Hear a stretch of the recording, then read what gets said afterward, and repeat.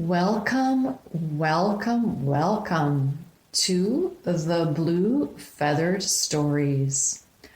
I'm Blue Thunderbird Woman, also known as Carol. I am your storyteller, your wisdom keeper, and your crone. In today's episode, I want to explore Grieving the Living. Yes, you heard me. Grieving the Living. And I want to explore it in a way that encompasses a personal story and also a story that I feel that you probably can relate to from a collective place, from a macrocosm place. And so I begin my story by sharing something personal. In the beginning of year 2020, I experienced the loss of a living person. Now, I know most of you are thinking, well, you haven't lost them if they're still alive. But I want you to reflect on that and think about it. Can you grieve something that is still alive? And the answer to that question, obviously, is a yes. But sometimes we just don't see it that way, or necessarily even let ourselves feel it that way, because that person or that thing is still very much alive. And this will become clearer as I move through my story about what it's like to grieve the living. So about a year and a half ago now, I had a beautiful, beautiful soul sister who came to me and shared her calling from spirit. And in that sharing, it meant the end of a collaboration, one that we had been working together for many years. And although I was in a bit of shock, but I also understood when spirit calls us in a very particular direction, we better heed the call, because let me tell you, when you go against the flow of the river, then we feel the struggles in pain in life. And so I understood the choice, I understood her calling, and I sent her off with blessings. And then, a couple of months later, the world turned into a massive, collective, chaotic place. A large world event happened. And I'm choosing not to use the names of these events because the way that social media is being monitored, it gets flagged. So I'm not going to use any words that pertain to that particular event, but I know you all know what I'm talking about.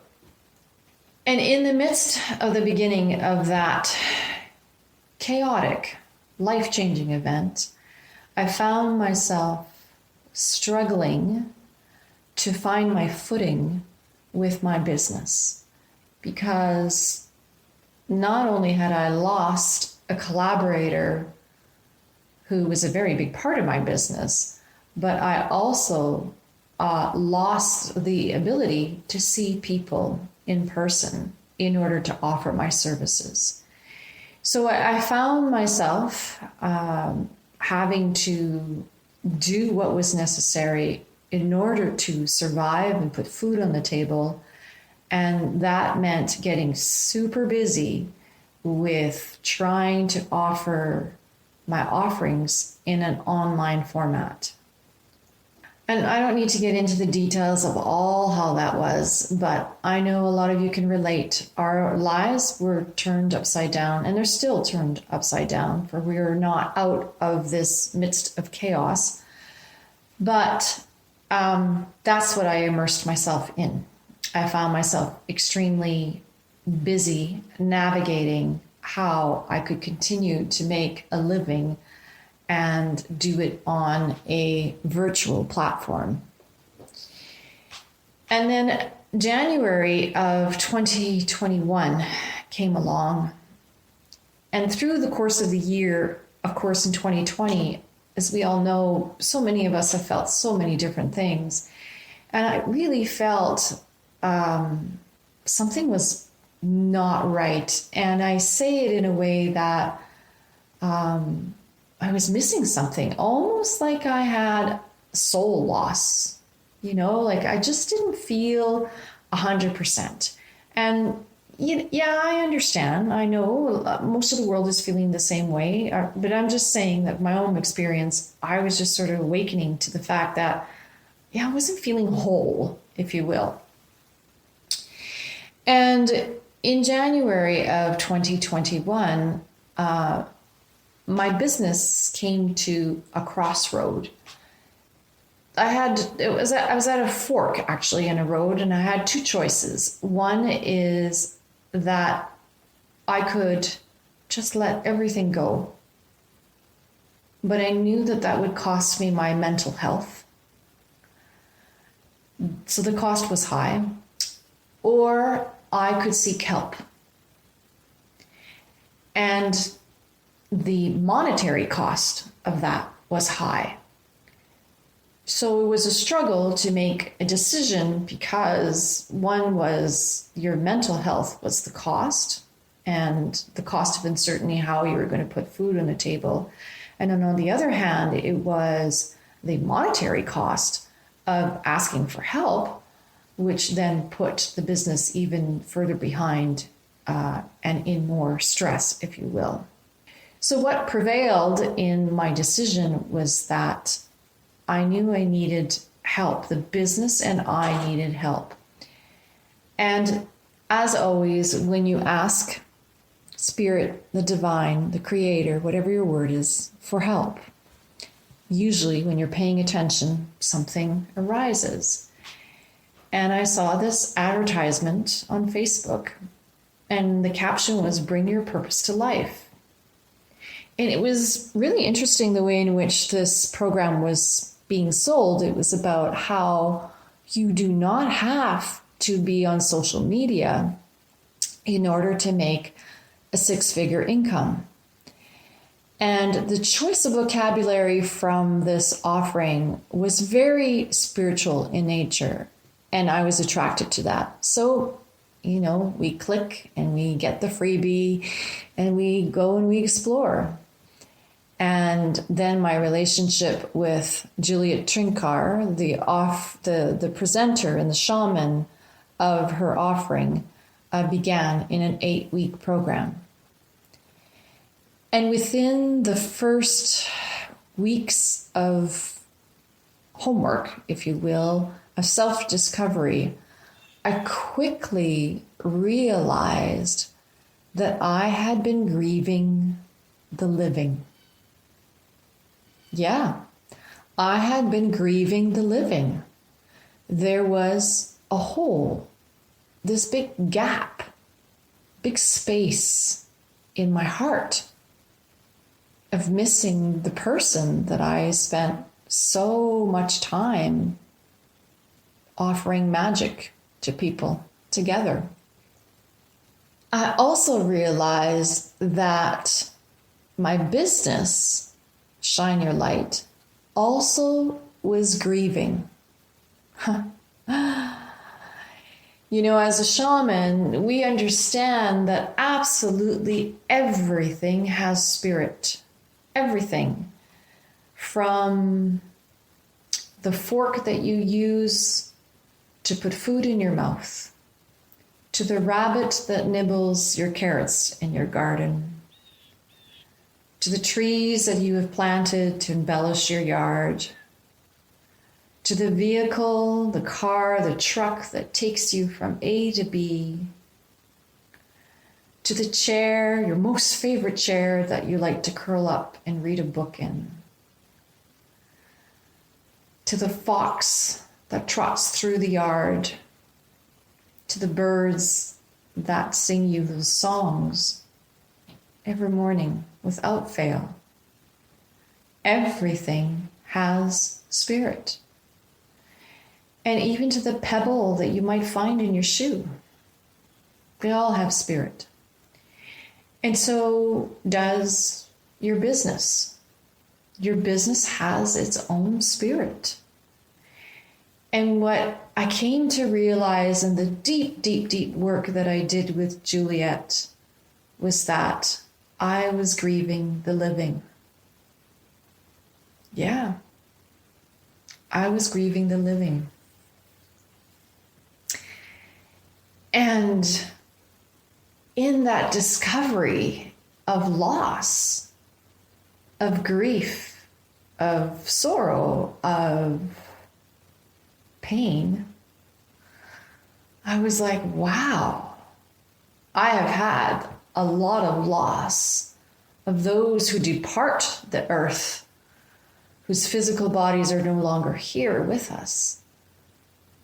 And I've had loss of jobs and I've had loss of friends throughout the years, but nothing compared to this loss of this living friend, this living person. And so I share this with you because the chaotic event that we are currently in takes us to a whole other level of grief in the collective. And it's really that I want to share, because I want to demonstrate to you that from the microcosmic world, your personal world, within your own four walls, and what goes on in your immediate circle is your microcosmic world. And then there's the macrocosm world, and that's what's happening to the collective consciousness, what is happening to the collective world out there. And the last year and a half, we have all been collectively grieving the living.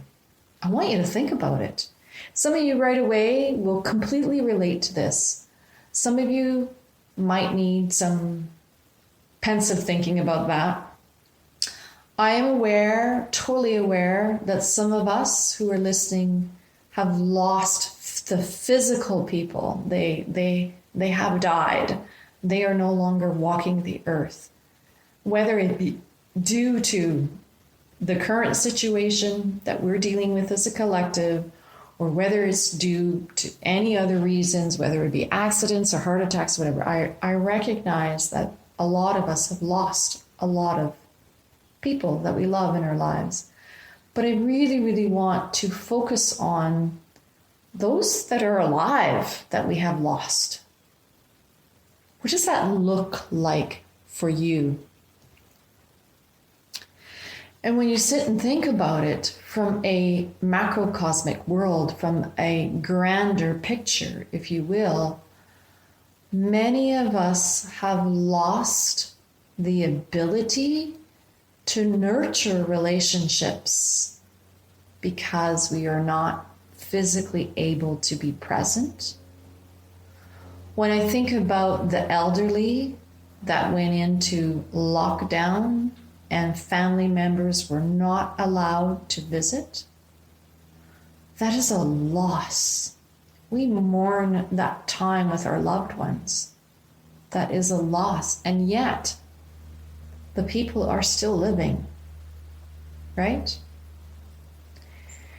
Then there's, for the children, the loss of being able to play with their friends, to see them in school. There was a time there where that wasn't allowed anymore. That was loss of the living. There is grief that happens in those moments, and perhaps still grieving from those events. There is even a greater loss and a greater divide that's happening currently in the world of our choices of whether or not to receive an injection or to not receive an injection.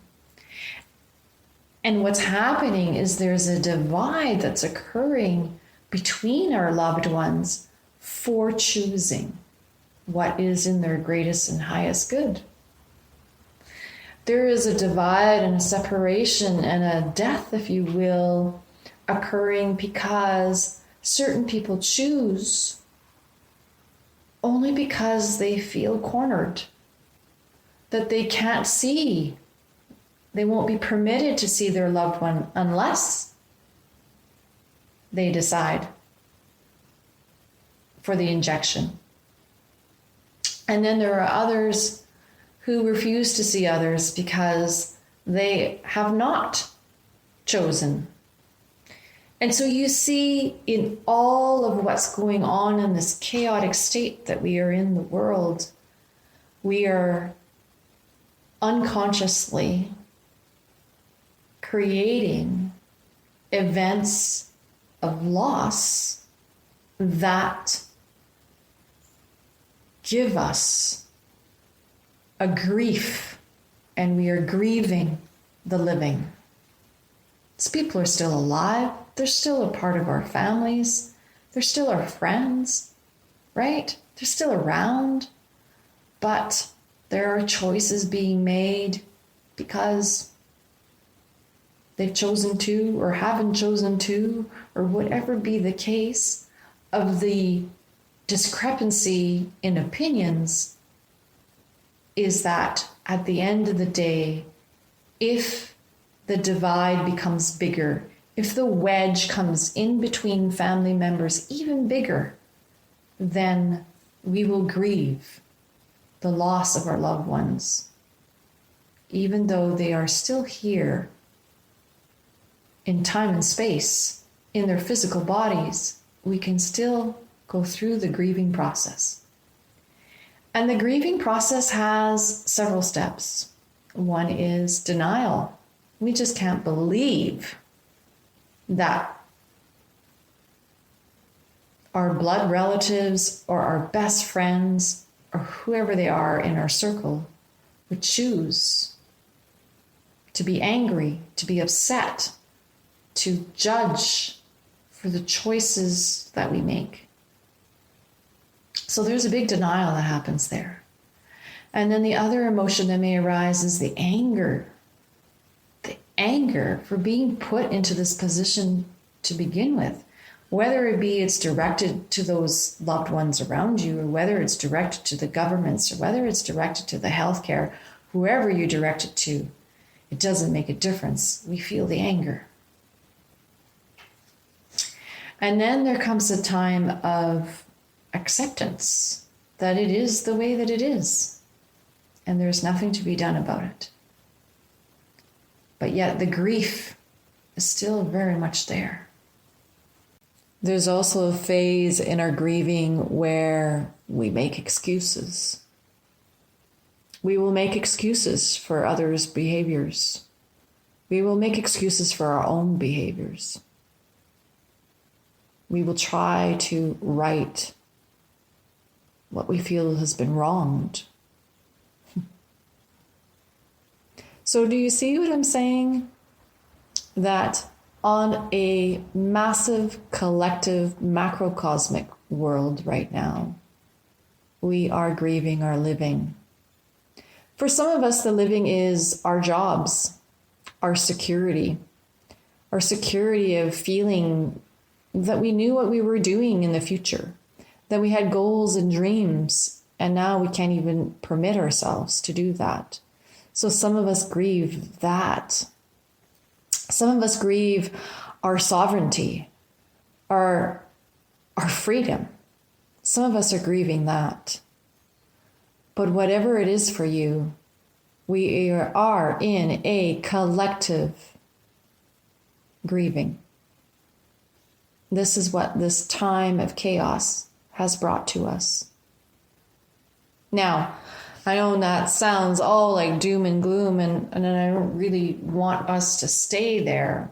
There are definitely things that we can do to assist us with this grief.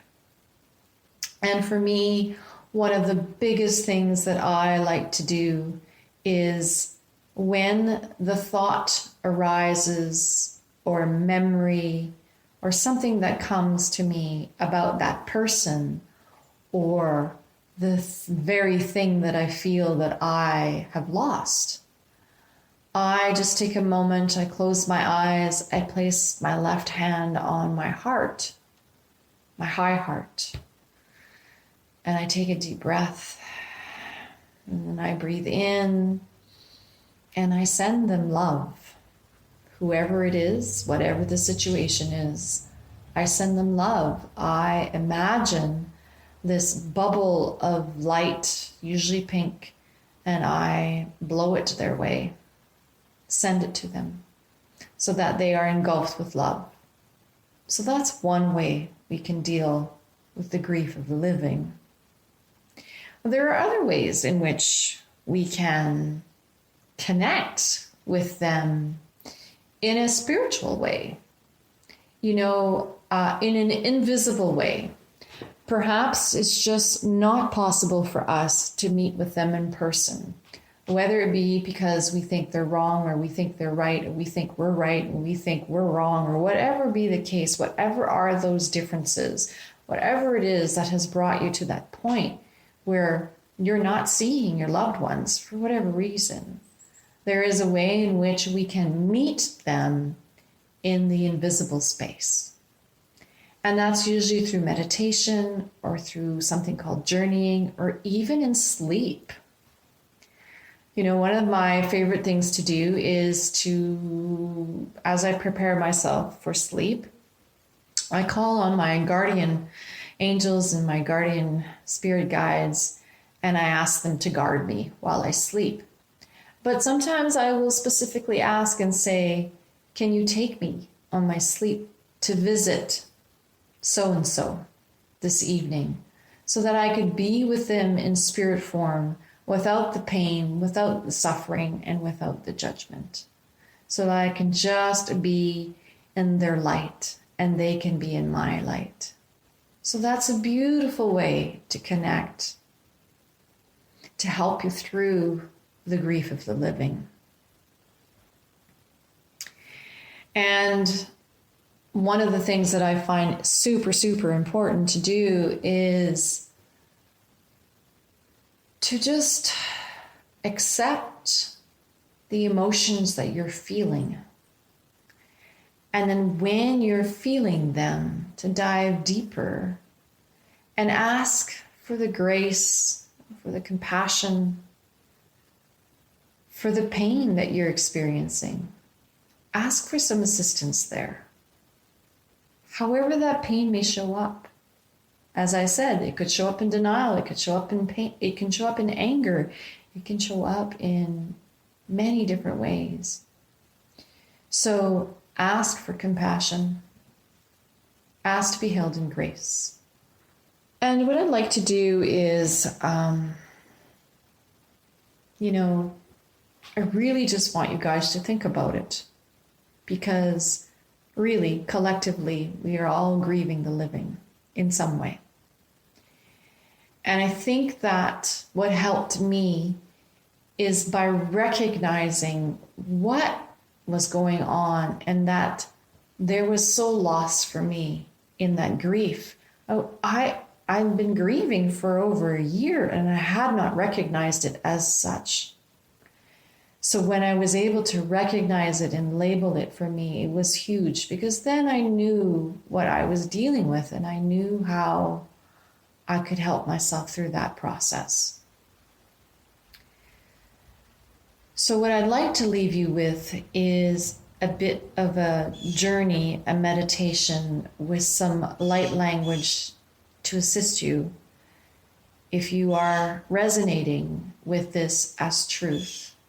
In whatever is your unique story, I would like to take you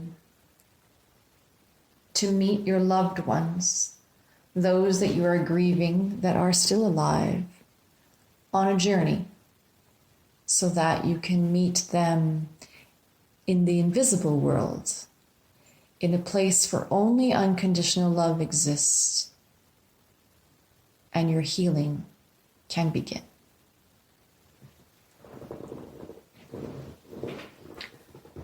So go ahead and get yourself in a very comfortable position, whether that is seated or laying down on your back. And I will take you on a journey. And I will take you on a journey that your healing can begin. So let's take a nice, long, deep breath in through the nose. And let that out with a sigh. Good. Let's breathe it in again. And let it out. Breathe in again. And out.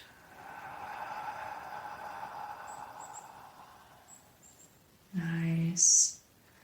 And take your awareness down to your tailbone.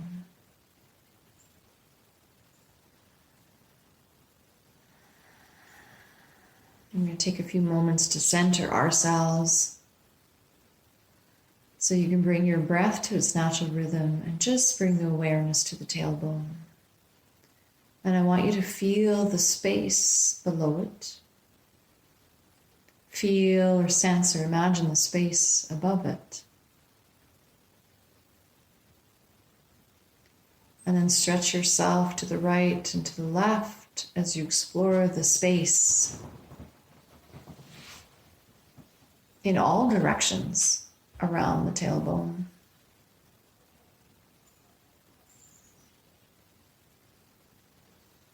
And then imagine, sense, or feel an energy flowing from the tailbone down the left leg,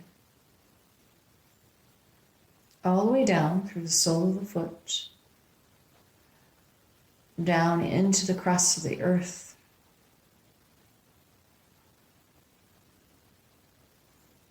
into your unique earth star chakra, your anchor, your unique anchoring space. And I just want you to imagine, sense, or feel yourself grounding here. And let that energy flow back up through your right leg and anchor itself into the tailbone, into that root space. Good. Continue focusing on your breath.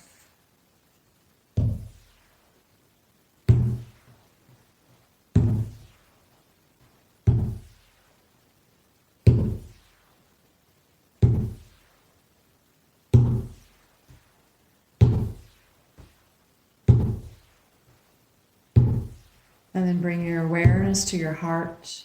And see if you can feel your heartbeat.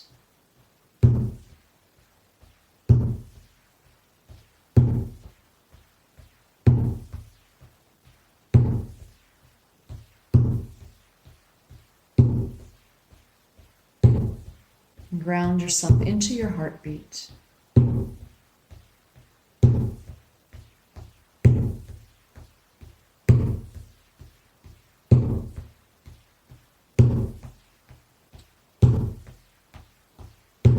And we're going to take a journey now to a safe place where you can meet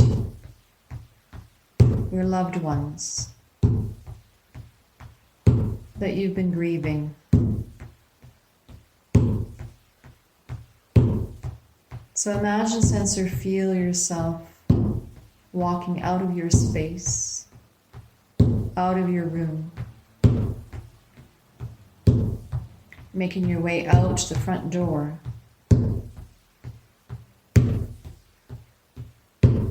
And in front of you is a gate. See yourself opening the gate.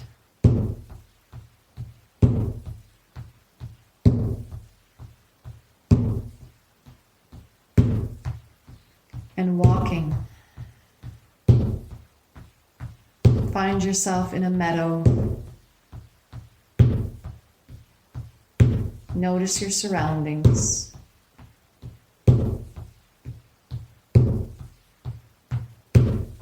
And ahead of you is a forest. And you will enter the forest through a path.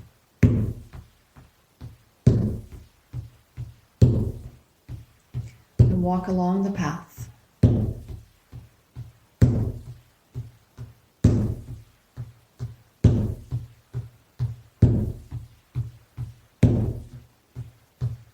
You can hear the sounds of nature, the smell of flowers.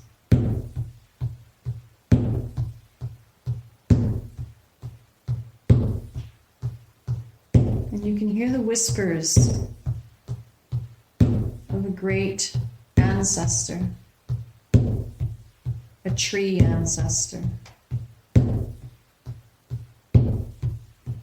And you can see in front of you one of the most beautiful trees that you can imagine. It has a very intricate root system and a massive canopy of branches.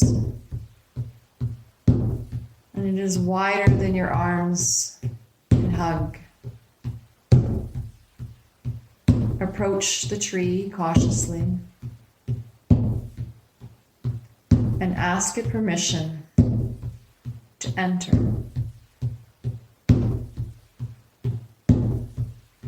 See, imagine, or sense yourself turning into invisible particles and slowly merge through the bark of this tree.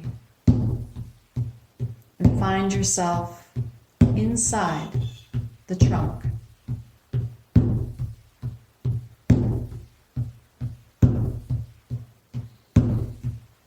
Imagine stretching your arms out to touch the branches, stretching the toes downwards to connect with the roots. And allow the rays of the sun coming through the leaves in your hands to wash away, to purify, to turn into light all the things that you cannot take with you on this journey.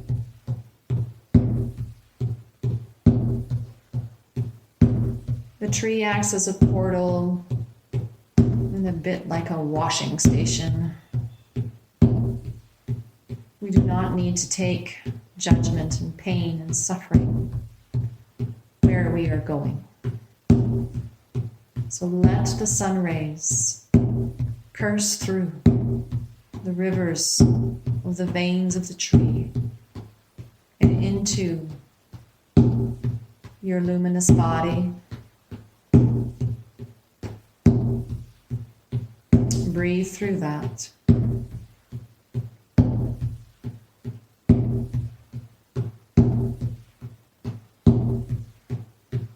And then as you stretch your toes to connect with the roots, allow those deep roots that are connected to the rivers of Pachamama to bring you the waters up through to your body to cleanse you of all things that you do not need where you are going.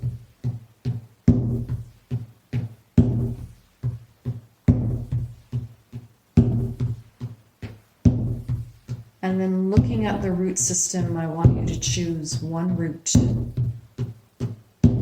And imagine, sense, or feel yourself traveling down that route as you descend deep into the belly of the mother. You are flowing through the rivers of the roots.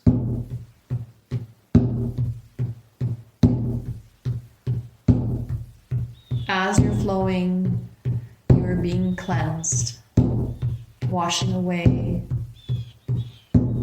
all the elements that do not serve you.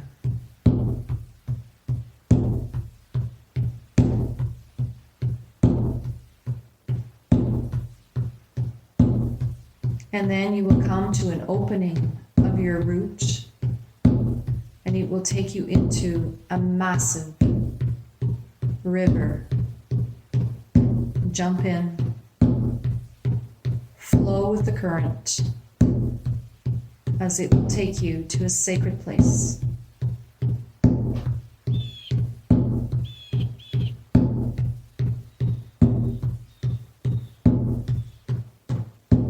Recognize along the bank a place where you have been before.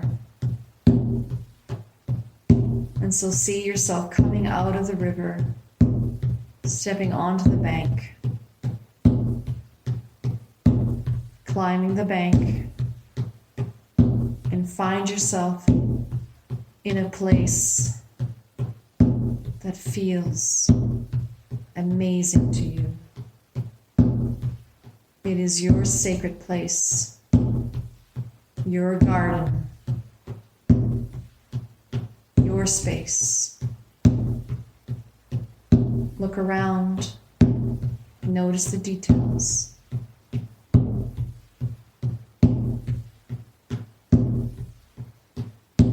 You feel joy here, happiness. Overwhelming amount of love. This is a safe place, a beautiful place. This is your place.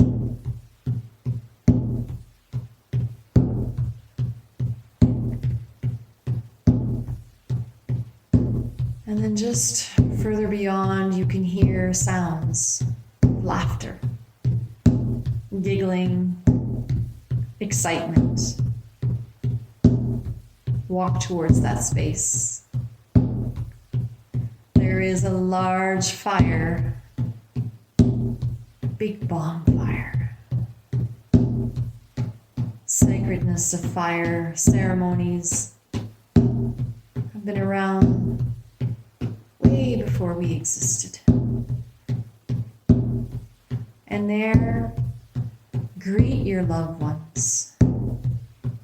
Those that you have been grieving, they are here for you now in this invisible space, in your sacred garden. Rejoice, hug, dance, celebrate, love. Feel the energy building. This is pure, unconditional love. Oh, yes. Enjoy it. See them. Love them. Hug them.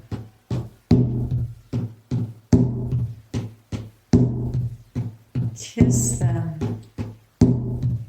Hold their hands. Feel that energy. That source energy of love. This is a space that you can all be together. No judgment can be here. No blaming. No anger. None of those emotions can be in this space.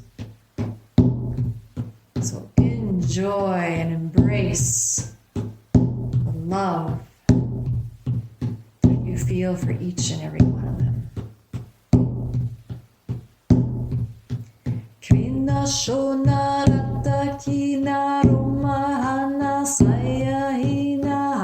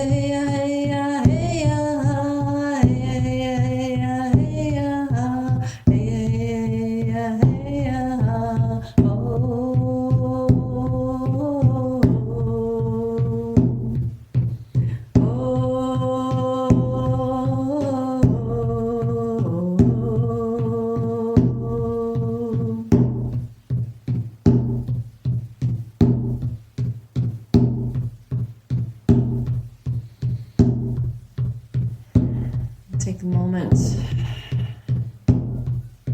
to say your goodbyes to your loved ones. And know that you can meet here any day, any time.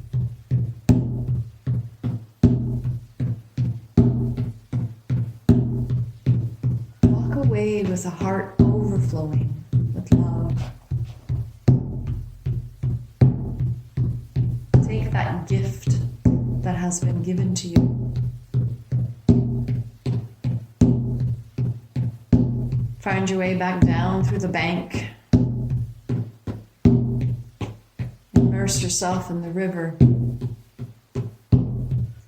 allow the current to bring you back to the route you exited.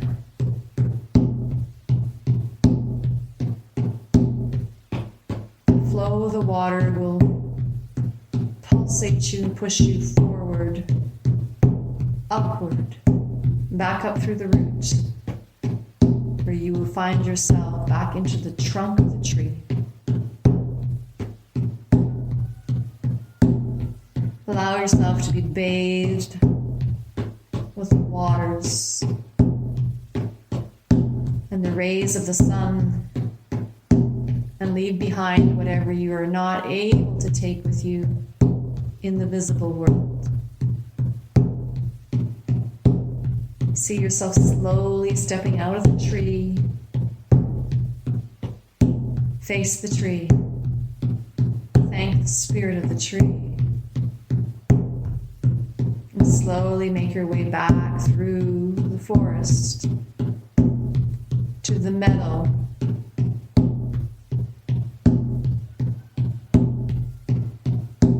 You will now open that gate. Step into the doorway of your home.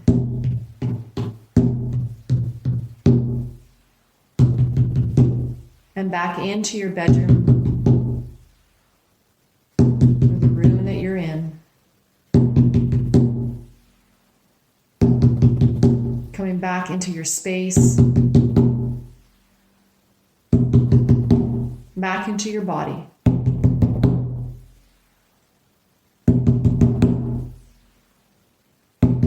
Slowly bring some movement to your toes, and your hands and your fingers.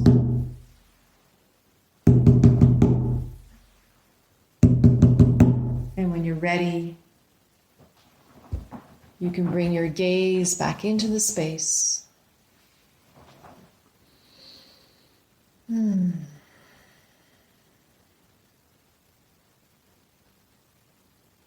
And I would encourage you to jot down a few thoughts or visions or sensations or feelings that you may have had during this journey. Perhaps there were messages that you received from your loved ones. So go ahead and take a few moments with that. And I leave you with that gift. so that at any time you feel the grief of the living overwhelming, go ahead, go journey, go meditate, go visit them in a joyful reunion in your sacred space, in your garden. Miigwech, merci, thank you, aho. Thank you so, so much for joining me on this podcast today. Sending you love, loving you deeply. Be well.